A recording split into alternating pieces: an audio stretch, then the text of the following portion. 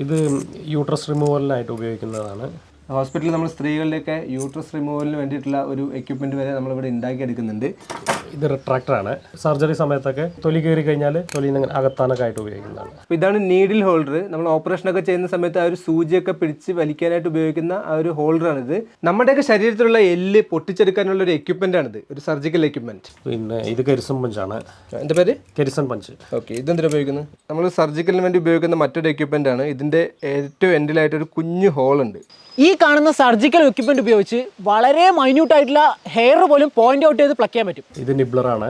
Bone സംബന്ധമായിട്ടുള്ള cutting ആയിട്ട് ഉപയോഗിക്കുന്നതാണ്. നമ്മളിത് ഇങ്ങനെ അകത്ത് നിർത്തിയതിന് ശേഷമാണ് ഇതിനകത്ത് സർജറി ചെയ്യുന്നത്. ആദ്യമായിട്ടാണ് ഒരു ഹോസ്പിറ്റലിന് വേണ്ടിയിട്ടുള്ള സർജിക്കൽ എക്യുപ്മെന്റുകളൊക്കെ ഉണ്ടാക്കുന്ന ഒരു ആലിൽ വന്നിട്ടുള്ള കാഴ്ചകൾ കാണുന്നത്. പല്ലെടുക്കാൻ വേണ്ടിയിട്ട് ഉപയോഗിക്കുന്നത്. പല്ല് പറിക്കാനുള്ള പല്ല് പറിക്കാൻ ഉപയോഗിക്കുന്നതാണ്. ഈ പല്ല് പറിക്കാന്ന് പറയുമ്പോൾ നമ്മൾ ഇങ്ങനെ വായിലൊരു ആ ഒരു ക്ലിപ്പൊക്കെ ഇട്ടതിന് ശേഷം നമ്മളിങ്ങനെ അകത്തിട്ട് വലിച്ചെടുക്കുന്ന ഒരു സാധനമാണ്. അപ്പോൾ അത് പറയുമ്പോൾ തന്നെ നിങ്ങൾക്ക് ചില സീക്വൻസുകളൊക്കെ ഓർമ്മ വരുന്നുണ്ടാവും. അതിന് ഓർമ്മ വന്നിട്ടുള്ള ഇപ്പോൾ തന്നെ താഴ്ന്ന കമൻറ്റ് ചെയ്യണേ.